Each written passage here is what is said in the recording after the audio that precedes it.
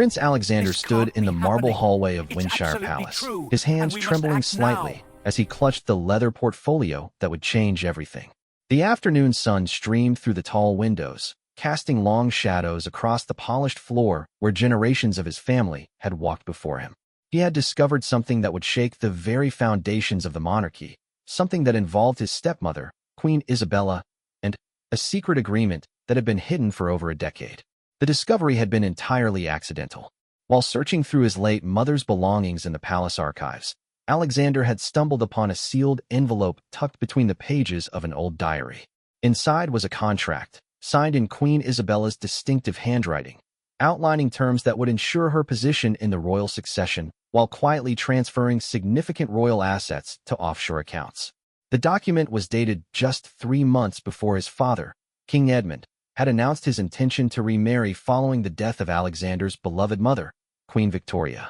Alexander's mind raced as he remembered the circumstances surrounding his father's second marriage. The kingdom had been in mourning for Queen Victoria, who had died tragically in a car accident that had devastated the entire nation. King Edmund had been inconsolable for months, rarely appearing in public and delegating most of his royal duties to advisors. Then, seemingly overnight, he had announced his engagement to Isabella Marchmont, a widow from a prominent banking family who had been quietly supporting various royal charities. The marriage had surprised everyone, including Alexander, who was then 22 and finishing his military service. Isabella had seemed genuinely caring toward his grieving father, and she had made efforts to connect with Alexander, though he had always maintained a polite distance. She was elegant, intelligent, and had quickly adapted to royal life, earning praise from the media and public for her charitable work and gracious demeanor. But now, holding this contract in his hands, Alexander began to see her actions in an entirely different light. The terms outlined in the document were staggering. In exchange for marrying King Edmund and providing stability during his period of grief, Isabella would receive guaranteed access to the Crown Estate's investment portfolio, worth hundreds of millions. More shocking still was a clause that granted her considerable influence over the line of succession, including provisions that could potentially bypass Alexander in favor of any children she might have with the king. The contract also detailed how certain royal properties would be quietly transferred to trusts controlled by Isabella's family, effectively removing them from the traditional crown estate. Alexander felt a chill run down his spine as he considered the implications. His stepmother had not simply fallen in love with his grieving father. She had orchestrated a calculated takeover of the monarchy's financial foundation. Every kind gesture, every public appearance, every moment of apparent devotion to King Edmund had been part of a carefully planned strategy. The woman who had consoled his father through his darkest hours had simultaneously been maneuvering to secure her own power and wealth. But what troubled Alexander most was a specific clause near the end of the contract that mentioned his father's declining mental faculties and suggested that Isabella would gradually assume more decision-making authority as the king aged. This implied that she had somehow known about his father's early-onset dementia diagnosis, a diagnosis that had been kept strictly confidential and was known only to the royal physician and a handful of trusted advisors. How had Isabella obtained this information, and how long had she been planning this elaborate scheme? As Alexander made his way toward his father's private study, each step felt heavier than the last. King Edmund had been showing subtle signs of memory loss and confusion over the past year, though the royal medical team had assured the family that his condition was manageable with proper medication and care. The public remained unaware of the diagnosis, and official statements attributed any unusual behavior to the stress of royal duties and ongoing grief over Queen Victoria's death. The study door was slightly ajar, and Alexander could hear voices inside. He recognized his father's deep, familiar tone, but there was something different about it, a hesitation, a confusion that had become more noticeable in recent months. Queen Isabella's voice was there too, patient and soothing, but Alexander now heard something else beneath her gentle words: calculation. She was carefully guiding the conversation, steering his father away from certain topics while emphasizing others that served her interests. Alexander paused outside the door, knowing that once he entered and revealed what he had discovered, there would be no turning back. His relationship with his stepmother would be permanently destroyed, and his father would be forced to confront the painful reality that the woman he trusted most had betrayed him. But The alternative, allowing Isabella to continue manipulating the monarchy for her own gain, was unthinkable. Taking a deep breath, Alexander knocked firmly on the study door and stepped inside, the leather portfolio held tightly in his grip. Both King Edmund and Queen Isabella looked up in surprise, their conversation halting mid-sentence. The late afternoon light illuminated their faces, and, for a moment, Alexander saw them both clearly. His father, looking older and more fragile than ever, and his stepmother, whose carefully composed expression couldn't quite hide the flash of alarm in her eyes as she noticed the portfolio in Alexander's hands. The weight of the moment settled over the room like a heavy blanket. Alexander knew that the words he spoke next would forever change the course of the royal family, and possibly the monarchy itself. The secret that Queen Isabella had so carefully guarded was about to be revealed, and there was no predicting how King Edmund would react to learning that his second chance at love had been built on deception and greed. King Edmund looked up from his desk with the gentle smile that had become less frequent in recent months, his eyes focusing slowly on his son. "Alexander, my boy, what brings you here so late in the day?" His voice carried the warmth that had always characterized their relationship, but there was an undertone of confusion that made Alexander's heart ache. The once sharp mind that had guided the kingdom through numerous crises now struggled with simple conversations, and Isabella had become his constant companion and guide. Queen Isabella rose gracefully from her chair beside the king's desk, smoothing her navy blue dress with practiced elegance. "Your Highness," she said to Alexander with a perfectly calibrated smile, "how lovely to see you. Your father and I were just reviewing the upcoming charity gala arrangements." She moved closer to King Edmund, placing a protective hand on his shoulder in a gesture that Alexander now recognized as possessive rather than caring. Alexander felt his pulse quicken as he studied Isabella's face. She was undeniably beautiful at 52, with striking silver blonde hair and piercing blue eyes that seemed to see everything. Her composure was remarkable, but Alexander caught the slight tightening around her eyes as her gaze fixed on the portfolio in his hands. She knew exactly what it contained, and she was already calculating her next move. "Actually, Isabella, I need to speak with father about a family matter. Something rather urgent has come to my attention." Alexander's voice was steady, but his stepmother was too experienced in palace intrigue to miss the underlying tension. She had spent 12 years navigating royal politics, and she could sense a threat from across a room. "Of course, darling," Isabella replied smoothly, though she made no move to leave. "But perhaps it would be better to discuss family matters when your father is feeling more rested. It's been such a long day, and you know how these late afternoon conversations can be overwhelming for him." Her words were carefully chosen, designed to paint Alexander as inconsiderate while positioning herself as Edmund's protector. King Edmund frowned slightly, looking between his wife and son with growing confusion. "I'm perfectly fine, Isabella. Alexander, please, sit down and tell me what's troubling you." Despite his cognitive decline, there were still moments when the king's natural authority shone through, and this was one of them. Alexander remained standing, knowing that what he was about to reveal would be easier to deliver if he maintained his formal posture. "Father, I've discovered something that I believe you need to see immediately. It concerns the circumstances of your marriage to Isabella and certain arrangements that were made prior to your wedding." The temperature in the room seemed to drop several degrees. Isabella's hand tightened almost imperceptibly on Edmund's shoulder, and her smile became more strained. "Alexander, I'm not sure what you're implying, but perhaps we should discuss this privately before involving your father in whatever concerns you may have." "No," Alexander said firmly, opening the portfolio and removing the contract. "This is exactly the kind of conversation that should involve my father, since it directly concerns his welfare and the future of the crown." He held up the document, watching as Isabella's carefully maintained composure finally began to crack. King Edmund squinted at the papers in Alexander's hands, his confusion deepening. "What is that, son? I can't quite make out what you're showing me." His admission of his failing eyesight was painful for Alexander to hear, but it also explained how Isabella had been able to manage so many royal documents without Edmund's full understanding. "It's a contract, father. A contract signed by Isabella 3 months before your wedding, outlining specific financial arrangements and other agreements related to your marriage." Alexander moved closer to his father's desk, placing the document where both Edmund and Isabella could see it clearly. Isabella's mask finally slipped entirely. "Alexander, You have no right to go through private family documents. Whatever you think you found, you're clearly misunderstanding the context. Her voice had lost its gentle warmth and taken on a sharp edge that Alexander had never heard before. Misunderstanding. Alexander's voice rose slightly despite his efforts to remain calm. Isabella, this contract outlines how you planned to gradually gain control over Crown assets while father's condition made him more dependent on your guidance. It details financial transfers, property arrangements, and succession modifications that were never disclosed to Parliament or the Privy Council. King Edmund reached for the document with shaking hands, his eyes struggling to focus on the text. I don't remember signing anything like this. Isabella, what is Alexander talking about?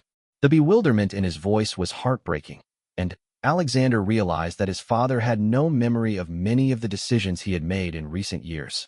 Edmund, darling, you're getting upset over nothing, Isabella said, her voice taking on the soothing tone she used when managing his confusion. Alexander has found some old paperwork from when we were planning our wedding. You know how complicated royal marriages can be from a legal standpoint. All of those documents were reviewed by the proper authorities. But Alexander was ready for her deflection. Father, look at this signature, he said, pointing to a specific section of the contract. This is Isabella's signature on a document that describes your declining mental capacity as an advantage for implementing these financial arrangements. It's dated before your official diagnosis, which means she somehow knew about your condition before your own medical team informed our family. The silence that followed was deafening. King Edmund stared at the document, his mind struggling to process what his son was telling him. Isabella stood frozen beside his chair, finally, realizing that her carefully constructed facade was crumbling beyond repair. Is this true, Isabella? Edmund's voice was barely a whisper, but the pain in it was unmistakable. Did you marry me because you knew I was becoming ill? Isabella's response came too quickly, and with too much emotion for someone who was genuinely innocent. Of course not. Edmund, you know how much I love you. Alexander is jealous of our relationship and is trying to turn you against me. That document could be a forgery or taken completely out of context. Alexander had anticipated this defense as well. I've had it examined by the Royal Document Authentication Team, Isabella. It's genuine, written in your hand, and signed with your personal seal. But, more importantly, it references specific medical information that was classified at the highest levels. The only way you could have known about father's condition was if someone on the inside provided you with that information. The implications of Alexander's statement hung heavy in the air. If Isabella had been receiving confidential medical information about the king, it meant she had accomplices within the palace staff or medical team. The scope of her deception was far broader than anyone had imagined, and the security implications were staggering. King Edmund slowly set the document down on his desk, his hands trembling not just from his condition, but from the emotional shock of what he was learning. The woman he had trusted with his heart, his crown, and his most vulnerable moments had been orchestrating his exploitation from the very beginning. The royal study fell into a suffocating silence as King Edmund struggled to process the devastating revelation. His weathered hands trembled as he held the contract, reading and rereading the same lines as if hoping the words would somehow change. The afternoon light filtering through the tall windows cast harsh shadows across his face, emphasizing every line that grief, illness, and now betrayal had etched there. Queen Isabella stood motionless beside his chair, her usual graceful composure completely shattered. For the first time since Alexander had known her, she appeared vulnerable and uncertain. Her perfectly styled hair seemed somehow disheveled, and her expensive jewelry caught the light in a way that made her appear almost predatory. The woman who had been the picture of royal dignity for over a decade was finally showing her true nature. Edmund, she began, her voice lacking its usual confident rhythm. You must understand that marriages in royal families are always complicated arrangements. There are always financial considerations and legal protections that must be put in place. This document doesn't represent anything sinister. It was simply a way to ensure stability for the crown during a difficult time. Alexander felt anger surge through him at her continued manipulation. Even faced with undeniable evidence, Isabella was still trying to gaslight his father. Stability? He interjected, his voice sharp with indignation. Is that what you call secretly arranging to transfer millions in crown assets to accounts controlled by your family? Is that what you call positioning yourself to override the legitimate line of succession? King Edmund looked up at his son, and, for a moment, His eyes cleared with something approaching his old sharpness. Alexander, explain to me exactly what this document says. I want to understand every detail. It was a command spoken in the tone that had once directed armies and guided a nation through crises. Alexander moved closer to his father's desk, pointing to specific clauses in the contract. This section here grants Isabella unprecedented access to the Crown Estate's investment portfolio. She's been quietly moving funds into accounts that she controls, ostensibly for emergency royal expenses, but with no oversight or accountability.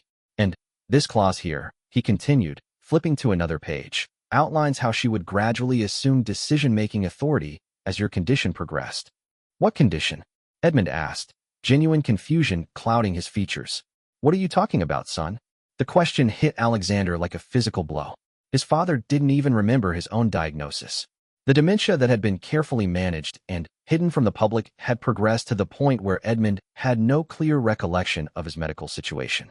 Isabella had been exploiting not just his illness, but his unawareness of it. Isabella seized on Edmund's confusion immediately. Darling, you've been under tremendous stress since Victoria's death. The doctors recommended that I help manage some of your more demanding responsibilities to preserve your health. Everything I've done has been to protect you and the monarchy.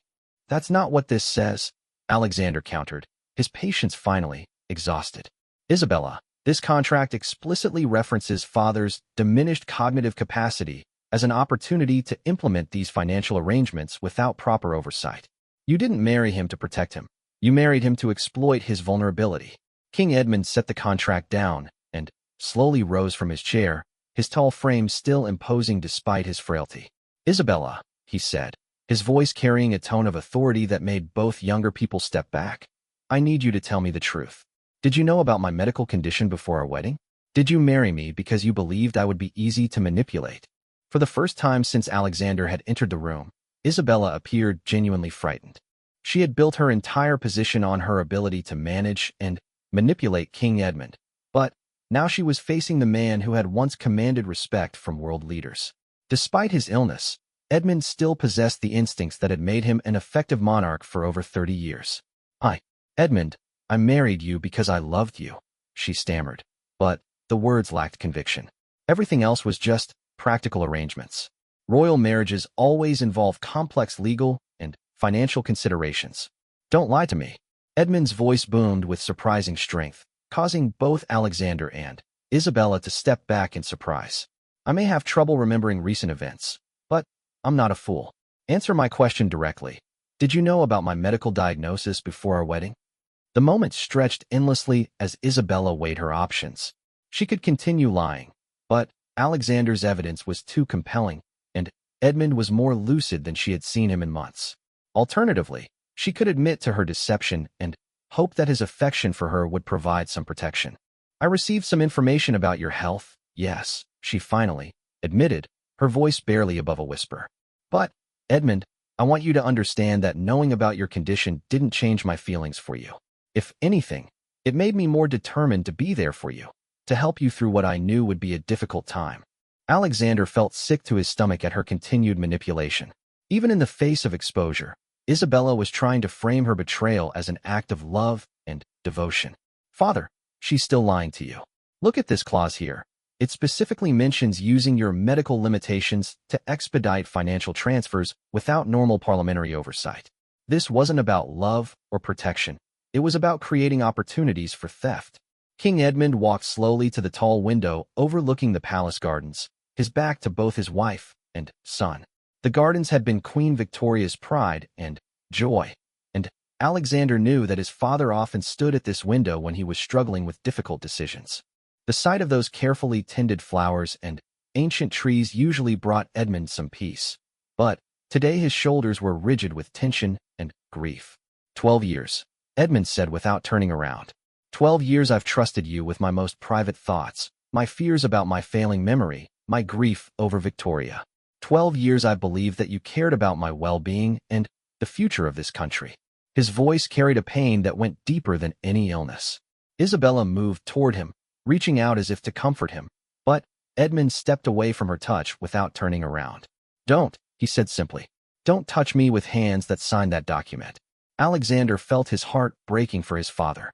The man who had lost the love of his life in Queen Victoria, who had been struggling with a devastating illness, who had believed he had found a second chance at happiness, was now learning that his entire marriage had been built on deception and greed.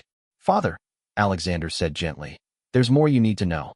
The contract indicates that Isabella had inside information about your medical condition.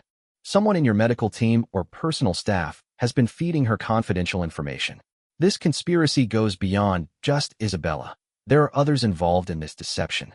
King Edmund finally turned around, and his face was transformed by a cold fury that Alexander had rarely seen. Despite his illness, despite his vulnerability, Edmund was still a king, and someone had dared to betray not just him personally, but the institution he had devoted his life to protecting. "Find them," he commanded, his voice steady and strong. "Find everyone who was involved in this betrayal. I want names, I want evidence, and I want them removed from this palace immediately." He looked directly at Isabella, who had become pale and was gripping the back of a chair for support. "Starting with my wife." The aftermath of King Edmund's command created a whirlwind of activity throughout Windshire Palace that would be remembered as one of the most dramatic days in royal history. Within hours, Alexander had coordinated with the palace security chief, the royal legal team, and trusted members of the Privy Council to begin a comprehensive investigation into Queen Isabella's conspiracy. The idea that James had betrayed that trust for Isabella's scheme was almost incomprehensible. "James," Edmund whispered, shaking his head in disbelief. "James has been like a son to me. He's been present for every important decision I've made since Victoria died. How could he?" Alexander placed a comforting hand on his father's shoulder, feeling the tremor that ran through the older man's frame. "Father, I know this is devastating, but we need to understand the full extent of what's been happening. Sir Marcus, what exactly did Crawford provide to Isabella?" Sir Marcus opened his folder and began reading from his notes. "Crawford has been providing detailed reports on His Majesty's medical appointments, including specific information about his diagnosis and prognosis. He also shared advance notice of royal financial decisions, allowing Queen Isabella to position herself advantageously before certain announcements were made public. But the security chief's next revelation was even more shocking. Most concerning, Crawford has been gradually modifying official documents that crossed the king's desk, making subtle changes to financial authorizations and legal agreements. Many of the papers His Majesty believed he was signing for routine royal business were actually approving the transfer of assets according to Isabella's contract. Alexander felt the blood drain from his face as he understood the implications. "You're saying that father has been unknowingly signing away royal assets because the documents were altered?" "Precisely, Your Highness." Crawford would present modified versions of standard documents, knowing that His Majesty's condition made it difficult for him to notice subtle changes in familiar paperwork. Queen Isabella has been systematically looting the crown estate for years, and the king has been unwittingly authorizing it with his own signature. King Edmund stood abruptly, his face flushed with a rage that seemed to energize him despite his illness. "Where is Crawford now? I want to see him immediately."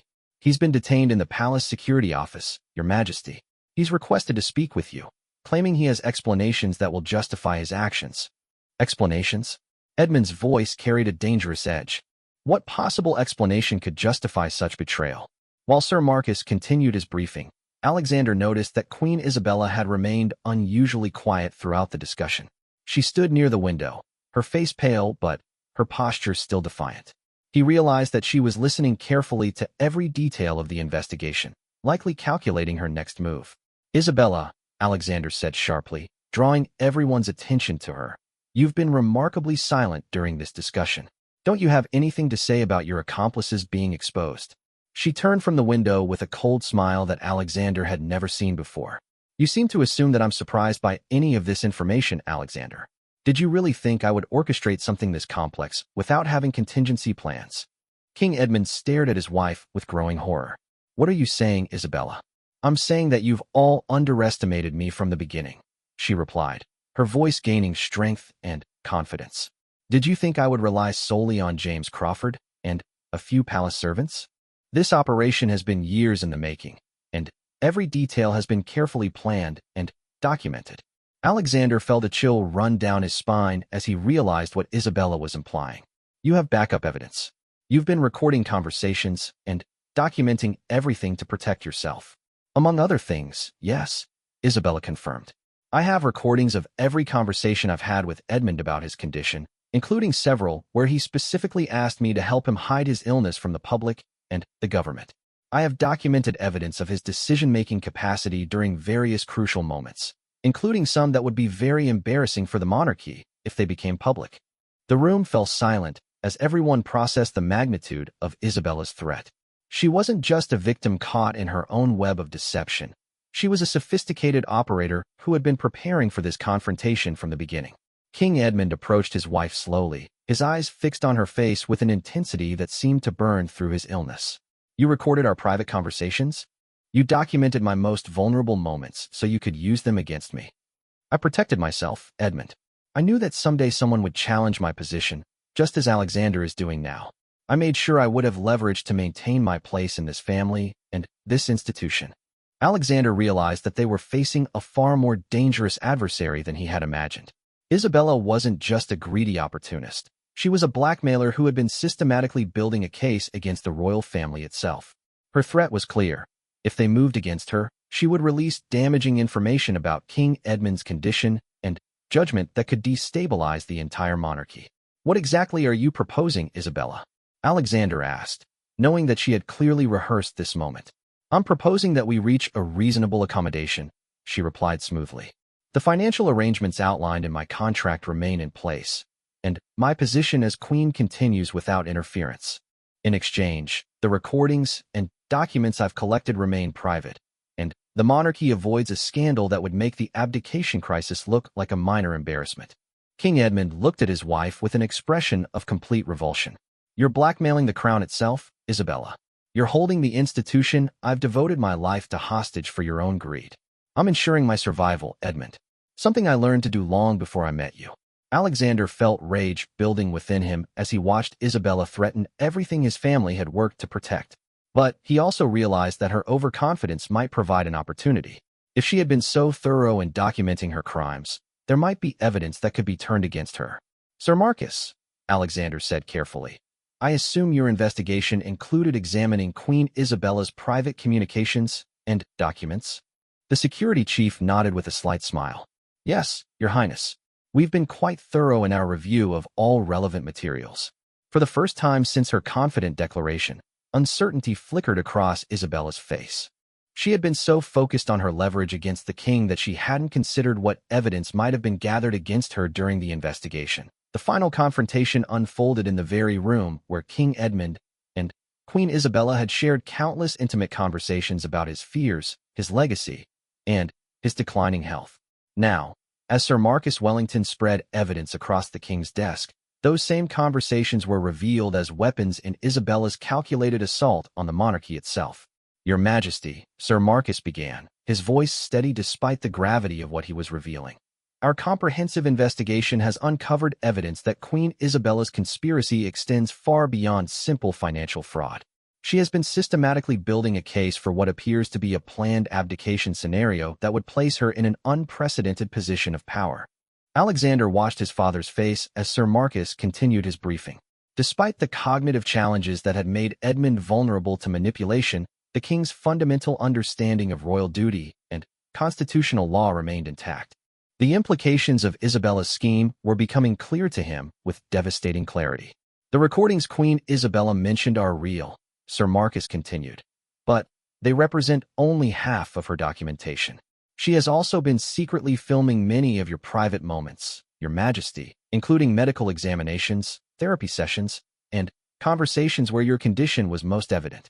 These recordings were apparently intended to build a case for your incompetence that could be presented to Parliament if necessary. King Edmund's hands clenched into fists as he absorbed this revelation. She filmed my medical examinations? She recorded me during my most vulnerable moments. Isabella, who had been watching the proceedings with careful attention, finally spoke. Edmund, you need to understand that I was protecting both of us. If questions had ever been raised about your capacity to rule, I would have had evidence to show that you were receiving proper care and making informed decisions with my assistance. Assistance?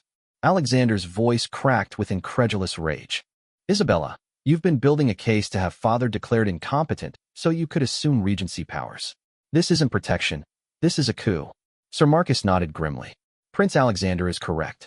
The documentation we've discovered includes detailed plans for presenting medical evidence to the Privy Council that would support a regency arrangement with Queen Isabella as regent. She would have effectively controlled the monarchy while maintaining the fiction that she was protecting the king's interests. The scope of Isabella's betrayal was staggering. She had spent years positioning herself not just to steal royal assets, but to potentially seize control of the crown itself.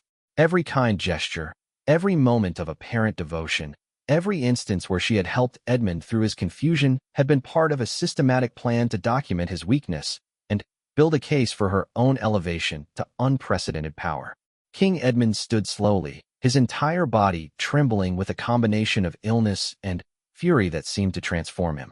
Despite his condition, despite the frailty that had made him vulnerable to Isabella's manipulation, he suddenly appeared every inch the monarch who had commanded respect from world leaders and guided a nation through decades of challenges. "Isabella," he said, his voice carrying an authority that silenced everyone in the room. "You have betrayed not just me personally, but the institution of the monarchy itself. You have violated the most sacred trusts of marriage, of loyalty to the crown, and of service to the realm." Isabella lifted her chin defiantly, making one final attempt to maintain her position. "Edmund, everything I've done has been within legal bounds. My contract was properly executed, my documentation has been carefully maintained, and my position as your wife gives me certain rights that cannot be simply dismissed." "Actually, Your Majesty," Sir Marcus interjected, "that's not entirely accurate. Our legal team has discovered that Queen Isabella's marriage to you may itself be invalid." The room fell silent as everyone processed this unexpected revelation. Alexander felt his heart racing as he realized that Sir Marcus had uncovered something that could completely neutralize Isabella's position. "What do you mean, invalid?" King Edmund demanded. "During our investigation, we discovered that Queen Isabella was still legally married to her first husband, Lord Richard Marchmont, when she wed Your Majesty. While Lord Marchmont died in a skiing accident 6 months after your wedding, at the time of your marriage ceremony, Queen Isabella was committing bigamy." Isabella's carefully maintained composure finally cracked completely. "That's impossible," she gasped. "Richard died before my marriage to Edmund. I have the death certificate." "You have a falsified death certificate," Sir Marcus corrected. "Lord Marchmont died 6 months after your wedding to His Majesty, not before. We verified the actual date of death through multiple independent sources. Your marriage to King Edmund is invalid, which means your claim to any royal assets or titles is null and void." Alexander watched in fascination as Isabella's entire world collapsed around her. The woman who had been so confident in her leverage, so certain of her legal protections, was discovering that her fundamental assumption about her status had been wrong from the beginning. King Edmund walked slowly to the window overlooking the palace gardens, the same spot where he had stood when first learning of Isabella's betrayal. When he turned back to face the room, his expression was calm but implacable. "Sir Marcus, I want Isabella escorted from the palace immediately. She is no longer welcome on royal property, and all of her access to royal accounts and documents is to be revoked. Furthermore, I want a complete audit of every financial transaction she has been involved in, with the goal of recovering any assets that were improperly transferred." "Father," Alexander said gently, "what about her threat to release damaging recordings?" Edmund smiled grimly. "Let her release them. I would rather face public scrutiny of my illness than allow the monarchy to be held hostage by a criminal. The people have a right to know about my condition, and I trust them to understand that even kings are human." Isabella made one final desperate attempt to salvage something from her destroyed scheme. "Edmund, you can't do this to me. I gave you 12 years of my life. I was there for you when no one else could help you through your grief." King Edmund looked at her with an expression of profound sadness rather than anger. "Isabella, you were never there for me. You were there for what you could take from me. The woman I thought I loved never existed. She was just a character you played while you robbed me blind." Sir Marcus stepped forward with 2 palace security officers. "Madam, if you'll come with us, we'll escort you to collect your personal belongings. You have 1 hour to gather what you need before you must leave the palace grounds." As Isabella was led from the room, she turned back for one final look at King Edmund. For just a moment, Alexander saw something in her expression that might have been genuine regret, but it was quickly replaced by cold calculation. Even in defeat, she was planning her next move. After the door closed behind Isabella and her escorts, father and son stood alone in the study that had witnessed so much drama over the years. King Edmund sank into his chair, looking exhausted but somehow lighter, as if a tremendous weight had been lifted from his shoulders. "Alexander," he said quietly, "thank you for bringing this to my attention. I know it must have been difficult to confront me with such painful truths. Father, I'm just glad we were able to stop her before she did any more damage. The monarchy will survive this, and you'll be able to face your illness with dignity and proper support." King Edmund nodded slowly. "I think it's time to be honest with the people about my condition. They deserve to know, and hiding it has only made us vulnerable to people like Isabella." Alexander felt a surge of pride for his father. Even facing the devastating betrayal of his wife and the progression of his illness, King Edmund was thinking first about his duty to his subjects and the integrity of the institution he served. "We'll face this together, father, the way it should have been all along." As the sun set over the palace gardens, Alexander reflected on how a single discovered document had unraveled years of deception and potentially saved the monarchy from its most insidious threat. The woman who had seemed like King Edmund's salvation had nearly become his destruction, but the truth had finally prevailed. The scandal would dominate headlines for months, but the royal family would emerge stronger for having faced it honestly. And King Edmund, despite his illness, had shown that true nobility came not from perfect health or flawless judgment, but from the courage to confront difficult truths and protect the institutions that served the greater good.